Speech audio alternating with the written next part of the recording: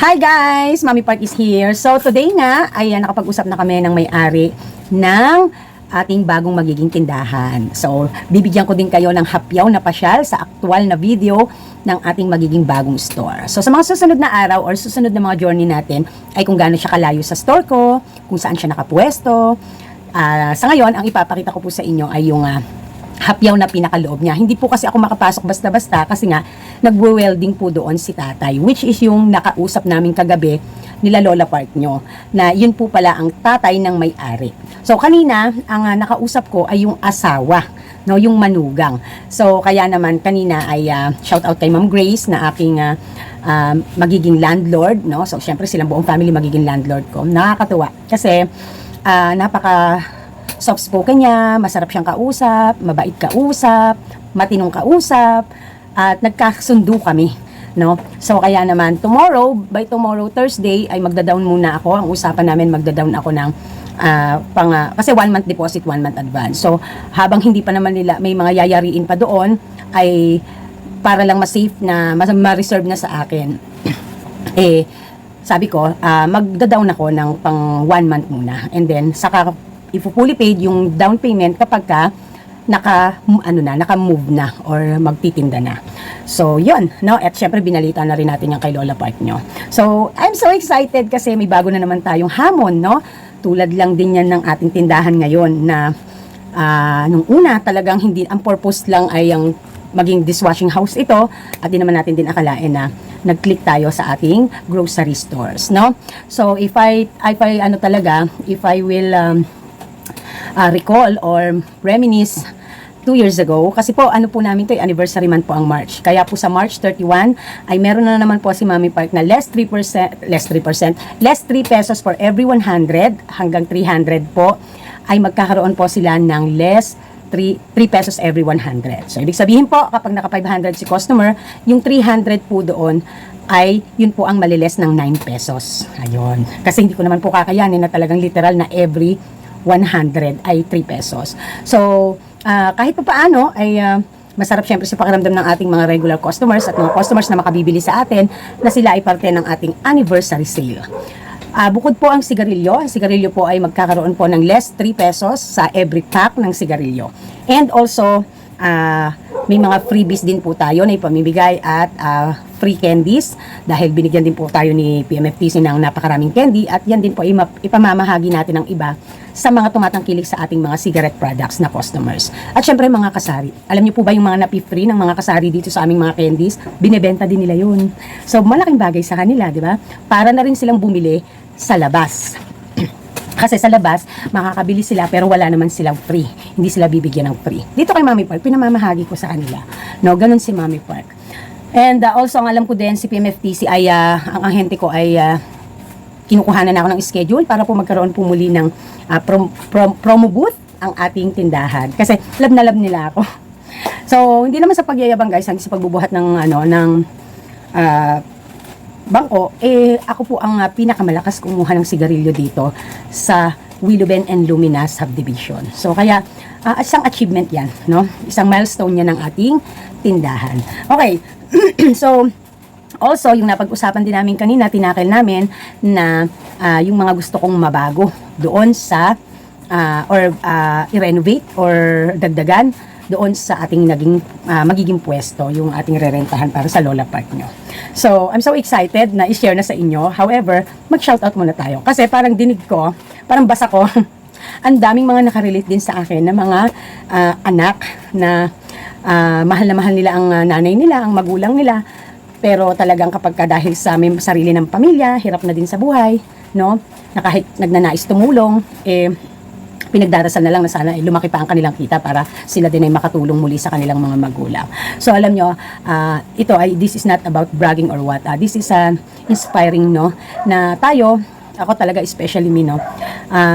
Marami akong pagkukulang sa magulang ko. And if there is a chance for me na makabawi, kahit nga sasabihin kong literal, ay medyo dumating yung pagkakataon na to sa wrong timing ng sitwasyon namin ngayon financially. But siguro ganun talaga, no? Kasi magulang na yung pinag-uusapan natin. And for me, kesa naman pa magkaroon ng mas malaking damage eventually, mas gusto ko na ngayon pa lang iayos na yung sitwasyon nang sa ganun ay hindi na ako mabigla. At least ngayon na uunti-unti kung paano ko iaayos ang lola part nyo. So, more of goals dito talaga ay ang lola nyo ay malibang, ang lola nyo ay magkaroon ng tutuluyan, and malapit siya sa amin. So, yun talaga yung pinaka-goal niyan. Pero syempre, nandun pa rin tayo dun sa ilalaban pa rin natin ang goal na kumita, no? Para masustain natin yung sitwasyon ni Lola Part nyo na nakaayos siya. Okay, so without further ado, let's shout out, no? Unahin na natin sino ang nangunguna sa ating sa ating comment. My gosh, 17 comments kayo, guys. Imagine that, 17 comments. Naloka ako. No, 17 comments. Maraming salamat po sa nanonood. So, unahin na natin si Beliano Santos. Sabi niya, ako, Mami Part, medyo malungkot nga din po ako sa ngayon. Kasi po, hindi na nga rin po ako gaanong nakapag-aabot sa nanay ko. Kasi mahina din po ang kita at malakas na din po ang gastos ng mga anak ko. Kaya nga po, nag-iisip din ako ng pagkakakitaan pa po. Kasi gusto ko rin po talaga na lagi din po akong makapagbibigay sa nanay ko. Mahal na mahal ko po kasi si nanay ko. Love you, Mami Part. Ingat po palagi. Napakagalang ni Beliana Santos. Puro po. Ayan. So, everybody naman, ay iyan ang isa sa mga gusto nating mangyari. Ang ibigay ang maginhawa, masarap na buhay sa magulang. Sabi ko nga sa inyo, wala pa sa talaga yung nagagawa ko para sa lola part nyo.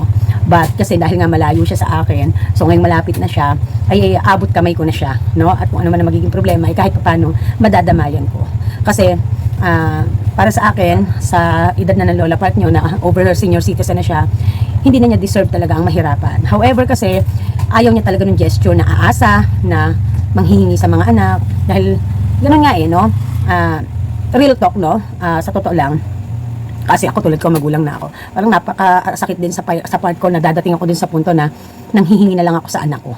Kung sana ang aking mga anak o tayong mga anak talagang maalwan, no? Walang problema yun. Kaya lang nga dahil pare-pares din tayo lumalaban sa buhay. So, pagkakasyahin kung ano ang meron. No? Naniniwala ako talaga yung pagmamahal sa magulang, yung pagbabalik loob sa magulang, ang laki po talaga na ibinibigay na blessings niyan. Kasi yan po ang ginawa ko. Kasi before, I was a rebel daughter talaga. I was a rebel child. Ako yung tipo ng ayokong kinokontrol, no? I want to do what I want to do. Hindi mo ako masasabihan basta-basta. Siyempre siguro dala ng ikaw ay kabataan, mapusok ka pa ng mga panahon na yon, and feeling mo kaya mo na ang buhay mo, ganon. So, but I came to the point and I realized when I started to earn my own and feed my children on my own, and maging solo parent, I really understand now what a parent should do or has to do or sacrifice para sa mga anak. So, naiintindihan ko na ngayon kung ano ang kalagayan ng mga magulang na nasasaktan kapag ang mga anak nila ay hindi nasa ayos. So, kaya naman ako, hindi lang giving back yon at pagtanaw ng utang nila o bilang magulang ko na ako ay itinaguyod din nila. But because mahal ko ang nanay ko, no? Naging pasaway man ako noon, but yung mga memories na yon ay magiging isang aking lesson learned, no, sa buhay. At ngayon, no? At ang kagandahan hindi naman huli pa ang lahat para bumawi sa magulang. So, naintindihan ko po kayo, no? Minsan, parang alam niyo pag binabasa ko yung mga comment niyo, parang ano ba 'yan? Baka napaiyak pa yung mga viewers ko, baka naantig ko pa, baka nakonsensya or what. Parang ganun yung feeling ko. But I'm sharing this to you guys kasi hindi naman iba sa inyo si Lola Part. Ever since kasama ko si Lola Part.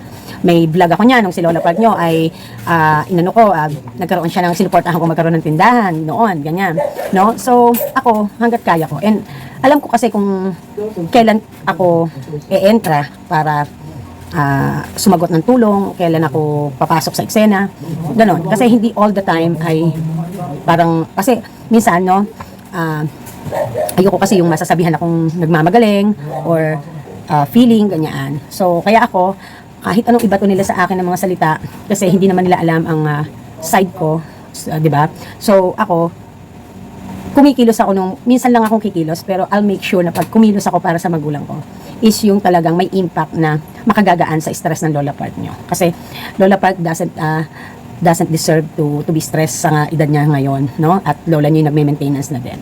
So, yun, no? Malulook after ko na siya. Pag may gusto siyang ipabiling mga gamot na hindi available sa butika namin dito, kapag aalis ang Daddy Park, pwedeng isabay, no? Pwedeng ipamili. No? So, and makakasama ng mga bata ngayon naman ang kanilang lola. Malalasap naman nila ang pagmamahal ng kanilang lola kasi malalapit na. Kasi ever since hindi naging sobrang nakikita-kita lang talaga kami kapag kung sino dadalaw, kung sino pupunta sa kanya-kanyang lugar or bahay. But ngayon, yung malalapit literal, masaya ako kasi masarap din ang mga anak ko yung maka-experience ng lola at lolo. No, although ang lolo park nila ay stepdad ko, pero happy ako talaga na si mami ay tumatanda rin na may companion, no? Niloloko ko nga daddy park, no? Sabi ko, alam niyo mahal na mahal ko mga senior. Kaya nga nangungulekta ako ng mga senior citizen na mga mahal ko sa buhay. Inis na inis ang lolo pa. Ang daddy park niyo, inis na inis. Kasi di ba, si lolo park, si lola park, tapos si daddy park. Di ba, may mga edad na. Ako lang yung bata. Galit na galit sa akin. Yung expression niya kanina, inis na inis. Ayan. So, daming sabi ni Mami Park, ano? So, shout out to Winnie07. Wow, more blessings, Mami Park. Binibless talaga ang mga anak na marunong magmahal sa mga magulang. Teresita Baron. Hello, Ma'am Teresita. I miss you. Always watching Mami Park. Carl Jean Sumapong. Habang nanonood ako, Mami Park, tumululuha ko. Basta magulang na ang pag-uusapan. Hangad talaga nating mga anak na matulungan ng mga magulang. Ayun. Eliana Medina 715. Elena Medina pala, sorry. Elena Medina 715. Mami Park, kaligayahan natin ang makatulong sa magulang natin sa abot ng makakaya. Masarap sa pakiramdam. Di ba? And then sabi pa niya ulit, meron po na 2% discount ang Force Central Mami Park. Ako po, salamat sa ahente ko, binigyan niya agad ako ng 2% discount sa second order ko. As po kayo Mami Park. Ayun. Sige, titingnan natin pagbalik ulit. So nga pala, magandang balita kasi si Nestle, Active Serve ang aking distributor dito, hindi ko alam na ako pala ay active na ang aking consignment. Ay, achievement na naman natin. Milestone na naman sa ating store. We are finally in consignment terms sa ating ahente. 7 days nga lang, pero malaking bagay. So, bukas may dadating po tayong bali 2 resibo kasi naghabol po ako ng booking today dahil naka-booking na po talaga ako ng order na worth 14,000 mahigit. So, tomorrow ang dadating po ay worth almost 30,000 ng Nestle products kasi po nagpa-double na sila booking para ma-deliver na. But, ang good news doon ay i-split siya ng date ng payment, no? So, kung i-deliver bukas, hindi ako sisingilin sa isang resibo sa next nagbalik ni ahente ng Wednesday, kasi Wednesday po ngayon dumating si ahente, tapos bukas po ang deliver. So, ang sisingilin lang niya ay yung binuking ko pong unang resibo. And then, the next pa ulit ay yung next na another 14,000 mahigit na ating in-order. So, nag-iipon din kasi ako, good timing din yon kasi syempre, nag-iipon tayo ng mga items din, sooner or later, para din kapag ka naglagay tayo ng stocks doon kay Lola Park, dahil wala pa naman tayong shelves doon, so talagang si Daddy Park din ay nag-iisip din na baka unahin niya na i-work out ang magiging shelves doon. Baka bukas puntahan namin, dalawin namin, saglitin kasi magsusukat ang Daddy Park nyo. Kasi gusto niya siya ang personal na gagawa daw ng shelves. So yon. At para nga, yung kung ano ang kailangan ng ating Lola Park doon sa kanyang tindahan, no? So, nakakatuwa kasi another thing na naman na trabaho ng Daddy Park nyo para malibang and also, syempre, para din sa pamilya to, diba? So, yun. So, yun nga, bukas, magiging busy din kami Thursday kasi nga dadating yung order ni Active Serve Nestle Distributor. Okay. So, yun ang isa sa maganda na namang good news, diba? Ang taray na. Napakagaling talaga. Gumagawa talaga ang Diyos ng paraan para sa atin. Ano, kahit gipit na tayo. Charot. Yun. So, shout out to Juanito San Mateo. Wow, sana all ganyan mga anak sa magulang, mapagmahal. Kami, di ganyan ng mga anak namin. Kami pang inuutangan at inaaway pa kami. Pinapalayas pa kami sa bahay nila, kaya kami nag-uupa lang. Ayun. So, napakasad naman, ano. So, hindi ko naman po masabi na ang naging sitwasyon ng mami ay parang ganon, pero wala naman po kasing there's no such thing naman as pagpapalayas. Kaya lang, para matapos na ang mga stresses ng Lola Park nyo, mas minabuti ko ang desisyon na mag-move in na lang siya dito, no? Kinonvince ko siya to move in. Yung matutunan niyang i-let go. Kasi nga may sari-sari store din siya dun na kasi kako, kung hindi mo susubukan, paano mo malalaman kung mas makabubuti pala sa'yo ang lumayo, ang magkaroon ng bagong lugar, magkaroon ng bagong challenge sa paghahanap buhay, no? It also make her or help to her mental situation, no? Kasi napakahalaga sa akin talaga na yung hindi na-stress ang parents. Kasi pag na-stress sila, mas problema ko. Kasi syempre kung may nangyayaring stress, magkakasakit, di tatawag, di ba? Di mas lalala. So kaya hangga't may nagagawa, gumawa na kaysa mas malala pa yung maging damage. Yun lang, kasi dalang-dala na ako Dalang-dala na talaga ako sa mga nangyayari na ganyan-ganyan. Kaya sabi ko, hindi naman po pwedeng laging mag-aabot lang ako ng pera, no? So mas gusto ko na pag tutulungan kita maghanap buhay para nakikita ko na nasa ayos ka. Yun lang. So, ipagdasal niyo po, Sir Juanito, no? Magdasal po tayo para sa someday marirealize din po nila yan. Kapit lang po, no? At huwag po kayong magsasawang magsuportahang mag-asawa para po sa ikabubuti. Unahin po ang kaharian ng Panginoon bago po nyo intindihin ang mga stress at problema. Kasi Wala na tayong ibang paghuhugutan pa, no? Iiwan tayo ng lahat, pero ang Diyos hindi. So, ako hindi po ako relihiyosang tao sa totoo lang. Pero naniniwala ako na may Diyos. Ayan, so, Marijoy Jovis 6618, done watching, happy selling po, Mami Park, always checking pag may bago kang upload. Same po, Mami, sa kagustuhan na makahelp sa parents habang kasama pa natin sila. May God bless the desires in our hearts. Have a good day and God bless. Mary Grace De Los Santos. Hello, Mary Grace. Yes, Mami Park, pag mapagbigay ka sa magulang, ibubuhos din ni Lord ang blessings. Good luck, Mami Park. Kasi di ba nasa 10 utos, mahalin ang inyong magulang. Ano ba yung, Jai? Alam mo ba yon? Yung nasa 10 utos ng Diyos, yung mahalin ang magulang, ibigin ang inyong magulang. Basta nasa ano yun, di ba? Nasa 10 utos na ibigin ang magulang kasi ang magulang ay parang ating Panginoon. So, yon. Emmanuel Backyard Farming. Have a great day po, ma'am. Full watching. Bagong kaibigan po. Nesty Bodegas. Si Inay Nesty Bodegas, ang inang motherhood ng YouTube channel ng Team SF. No? Sabi niya, ang layo mo na nak, ang saya lang. Yes, Inay. No? Kamusta po kayo? At balita ko ay madalas kayo sa Facebook. Minsan po kasi wala ako sa Facebook. Talaga hindi ko po napapanood ang inyong mga reels. No? Pasensya na po. Inay, kamusta ka? Maraming salamat at kayo po ay nadalaw sa akin. Inay! Ayan. Feyan, ano yun? Fe Angel Ebequedo? Ano ba? Ano ka ba, Fe? Fe Angel Lee Becodo. Yun. Fe Angel Lee Becodo. Mami Park, same tayo. Priority talaga ang family. Kahit may sarili na tayong buhay, God bless po sa atin. Ellen Pilar, always watching. God bless you, Mami Park. Love you. Heart. Love you too. Love you 3. Love you 4. Love you all. Love you everybody. Flor de Lisa, Abogado, 0429. Dagdag obligasyon sa'yo, pero mas maganda. Yan na ang another income mo. Oy! Alam mo, Mami, yan din ang pangarap ko. Magkaroon ng pangalang store sa ibang lugar. Kaso mag-isa lang ako sa buhay, wala akong makatutuwang. Nag-aaral pa ang mga anak ko. Ayan. So, alam ni Ma'am Flor, no, na another income ang gusto ko. Ayan, kung kaya ko din talaga passive. Pero siguro sa ngayon, hindi pa. So, yun po yung gusto ko. Kasi dati nga, naalala ko nga, may nag-comment na ano daw ang aking extra income. Kasi ang ating isang kapatiran, marami daw extra income. So, hindi ako ganun umano talaga. Although, hindi ko naman din ine-expecto na mangyayari. Although, gusto ko talaga na magkaroon ng mga branch. Kaya lang, dahil nga po sa kakulangan ng tao at kung papaano ko po i-manage ang negosyong hiwa-hiwalay. So, talagang mahirap pa para sa akin na mag-jump sa ganyang or sa ganyang transition, or hindi naman transition kasi pag transition sinabi, mismo itong negosyo mo magta-transition into another level. What I mean is, para magkaroon po ng additional income ay hindi ko pa basta-basta magawa. And siguro calling na rin ito na dumating ang Lola Park nyo at napag-usapan namin. And so, meron na tayong makakatuwang kasi sila yung magmamanage, no?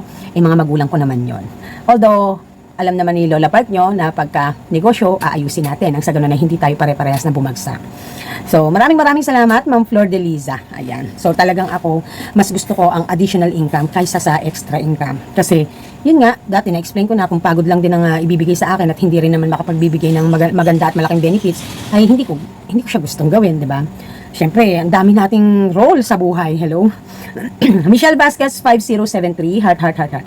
Mary Jane Lindog 9120. Kamusta po, Mami Park? Ay, eto naman po, mabuti po. Ricky Anuevo, good day, Mami Park. Happy selling. Ayan. So, papakita ko na ng hapyaw ang ating magiging another tindahan, no? Ang ating manager dyan, no, ay ang magmamanage niyan ay ang ating Lola Park. So, watch out.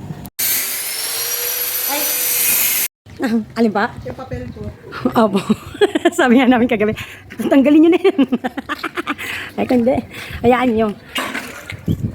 So, konting silip po sa ating magiging bagong tindahan. Ang magmamanage ay si Lola Park. So, yan po ay buti na lang ay hard flex lang ang kanilang pagitan. Kaya naman ay yan po ay aalisin nila dahil na rin sa aking request para mapag-isa po natin. Dahil dalawa po yan na unit na kinuha natin. So, yan pong mga screen na yan ay pa-feature na nila yan. Kasama na yan sa ating pag-upa na maglalagay sila ng screen. So, shout out kay Kuya sa kapatid ni Ma'am Grace na ating landlord. At si Tatay na siya namang nagmamanage dyan kapag wala sila Ma'am Grace at nasa Quezon City. At siya po ay father-in-law ni Ma'am Grace. So, ayan po siya. Pagtitingnan po, no? And yan po ay industrial type na building. So, sila po ang nakatira sa taas. So, shoutout kay Ma'am Grace at saka sa kanyang bebe. Ayan. So, yan. Parang katulad lang din po nung sa akin dito. Parang medyo pinaliit lang. So, yan po ay 48 SQM sa total po ng lupa. Sa floor area, hindi ko po sigurado pa kung ilan. So, yan. Oh, ayan po. So, see you on our next journey. Bye!